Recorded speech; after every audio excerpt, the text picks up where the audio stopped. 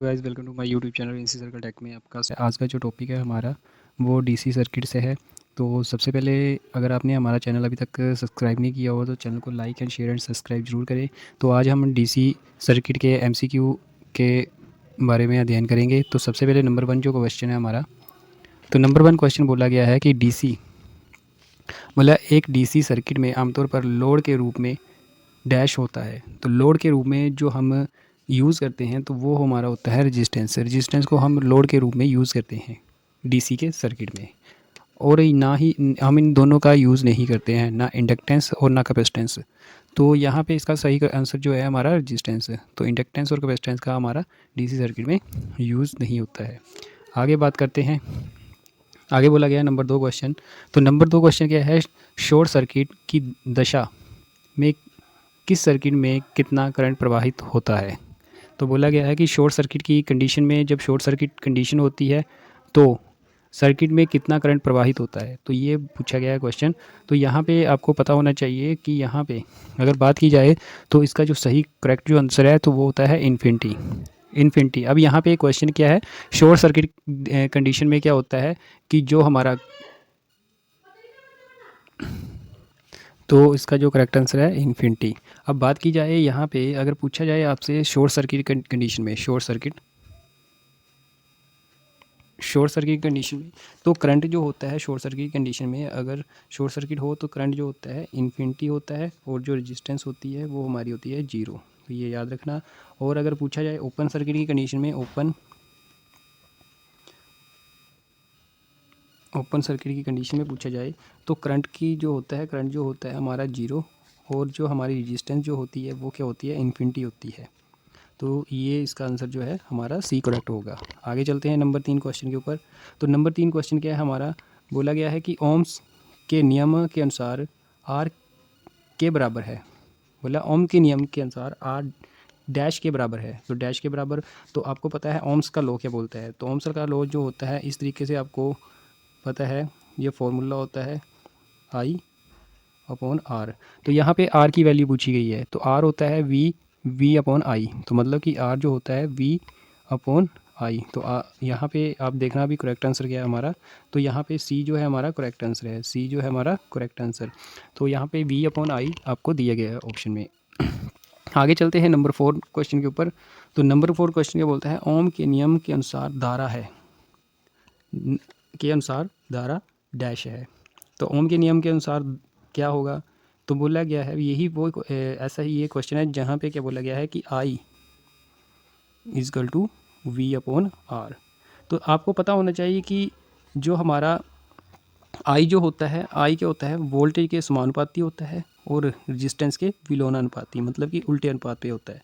तो यहाँ पे ऑप्शन में क्या है, यहाँ पे अगर ऑप्शन क्या बोला गया है, जो हमारा ओम्स के नियम के अनुसार धारा क्या होती है, करंट पूछी गई है, मतलब कि करंट क्या होती है, वी के समानुपाती होती है। तो यहाँ पे आप देखो, यहाँ पे ये जो है हमारा फर्स्ट है हमारा ऑप्शन नंबर ए क्या है, वोल्टेज के समानुपाती। करंट क्या होती है, वोल्टेज के समानुपाती और रेजिस्टेंस के विलोमानुपाती, मतलब कि उल्टे अनुपात में।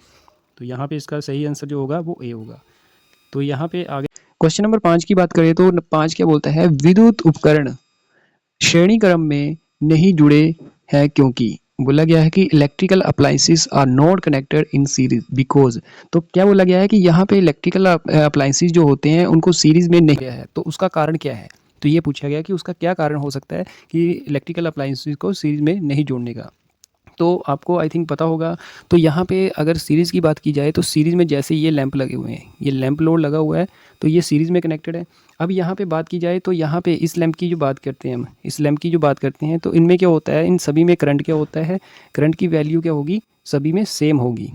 और वोल्टेज क्या होगी, वो इन तीनों लैंपों की जो वोल्टेज क्या होगी वो अलग अलग होगी। वोल्टेज अलग अलग और करंट क्या होगा, सेम होगा। तो इसी कारण से हम क्या करते हैं, इसको सीरीज़ में नहीं जोड़ा जाता है। तो बोला गया है कि उपकरणों की अलग अलग वर्तमान रेटिंग होती है। तो ऑप्शन नंबर सी क्या हमारा करेक्ट है। तो उपकरणों की अलग अलग वर्तमान रेटिंग होने के कारण इसको हम सीरीज़ में नहीं जोड़ते हैं, इलेक्ट्रिकल अप्लायंसेस को। तो आई थिंक आपको ये क्वेश्चन समझ आया होगा। तो आगे चलते हैं नंबर 6 क्वेश्चन के ऊपर। ये काफ़ी मोस्ट इंपॉर्टेंट क्वेश्चन है आपके पेपर के रिगार्डिंग। तो आगे अगला क्वेश्चन क्या है, सेल की ध्रुवता का परीक्षण करने के लिए किस प्रकार के मीटर का उपयोग किया जाता है? तो किस प्रकार के मीटर का प्रयोग किया जाता है आपकी सेल की ध्रुवता मतलब कि पोलैरिटी टेस्ट करने के लिए? पोलैरिटी टेस्ट करने के लिए मतलब कि जो पॉजिटिव और नेगेटिव टर्मिनल होते हैं, पॉजिटिव और नेगेटिव टर्मिनल जो होते हैं उसकी ध्रुवता मतलब कि पोलैरिटी ज्ञात करने के लिए हम क्या करते हैं, तो यहाँ पे ऑप्शन क्या है हमारे, तो यहाँ पे जो इसका करेक्ट आंसर होगा वो नंबर सी ऑप्शन क्या होगा, करेक्ट होगा। मूविंग कॉइल का वोल्ट मीटर का यूज़ किया जाता है। तो यहाँ पे मूविंग कॉइल वोल्ट मीटर का यूज़ किया जाता है। तो यहाँ पे किस तरीके से अगर पोलैरिटी टेस्ट कर रहे हैं, अगर पोलैरिटी टेस्ट कर रहे हैं हम, तो यहाँ पे पॉजिटिव और नेगेटिव टर्मिनल की पोलैरिटी चेक की जाती है। अगर क्या होगा, जब ये पोलैरिटी कैसे चेक होगी, अगर दोनों वायर के हमारी होंगी वोल्ट मीटर और ampere metre, sorry volt meter की अगर पोलैरिटी सही होगी तो क्या करेगा, मीटर रीडिंग देगा। अगर पोलैरिटी दोनों की क्या होगी, अलग अलग होगी, तो मीटर रीडिंग नहीं देगा। तो इस तरीके से हम क्या करते हैं, एक सेल की पोलैरिटी चेक कर सकते हैं मूविंग कॉइल वोल्ट मीटर से। तो ये क्वेश्चन भी आपका क्लियर हो चुका होगा। आगे चलते हैं नंबर 7 क्वेश्चन के ऊपर। नंबर 7 बोलता है क्वेश्चन, निम्न में से बोला गया है कि निम्न में से कौन सा निष्क्रिय घटक नहीं है। निष्क्रिय बोला गया है, पैसिव कंपोनेंट। पैसिव कंपोनेंट कौन सा नहीं है, तो पैसिव कंपोनेंट हमारा डायोड पैसिव कंपोनेंट नहीं है। नहीं है पूछा गया है, नहीं है, तो पैसिव कंपोनेंट हमारा डायोड नहीं है। क्वेश्चन की बात करें तो अगला क्वेश्चन बोलता है कि एक खुले परिपथ में डैश होता है, ओपन सर्किट में क्या होती है, हमारी अधिकतम वोल्टेज होता है। ओपन सर्किट में अधिकतम वोल्टेज होती है और शॉर्ट सर्किट में कोई वोल्टेज नहीं होती है। तो कोई वोल्टेज, शॉर्ट सर्किट की कंडीशन हो तो कोई वोल्टेज नहीं होगी, और ओपन सर्किट हो तो अधिकतम वोल्टेज होती है सर्किट में।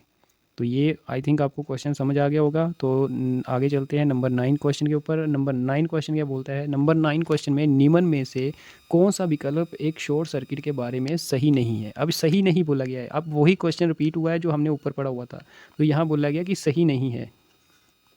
तो सही कौन सा नहीं है हमारे पास, तो यहाँ पे आपको पता है मैंने क्या बताया, शॉर्ट सर्किट कंडीशन हो तो शॉर्ट सर्किट कंडीशन में I proportional to sorry I is equal to infinity, मतलब कि करंट क्या होता है, अनंत होता है, और आर क्या होता है हमारे पास, जीरो होता है। रेजिस्टेंस क्या होती है, जीरो होती है शॉर्ट सर्किट कंडीशन में। अगर ओपन सर्किट हो तो ओपन में क्या होता है, आई जो होता है हमारा जीरो होता है, और रेजिस्टेंस क्या होती है, इन्फिनिटी होती है। तो यहाँ पे क्या पूछा गया है कि शॉर्ट सर्किट के बारे में सही नहीं है, शॉर्ट सर्किट के बारे में सही नहीं है वो पूछा गया है, हमें सही बताना है इसका।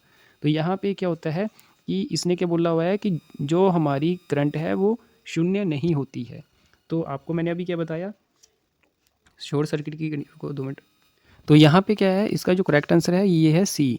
तो अभी ये क्या बोल रहा है कि सही नहीं पूछा गया। तो इसमें हमारी, आपको मैंने अभी बताया शॉर्ट सर्किट की कंडीशन में, शॉर्ट सर्किट की कंडीशन में करंट क्या होती है, आई जो होती है इन्फिनिटी होती है। इन्होंने लिखा हुआ है जीरो होती है, पर जीरो नहीं होती है। तो इसका जो सही करेक्ट आंसर जो है हमारा ऑप्शन नंबर सी है। तो ये हमारा सही आंसर है। तो इसी तरीके के वीडियो देखने के लिए हमारे चैनल के साथ जुड़े रहें, एंड चैनल को like and share and subscribe जरूर करें। धन्यवाद।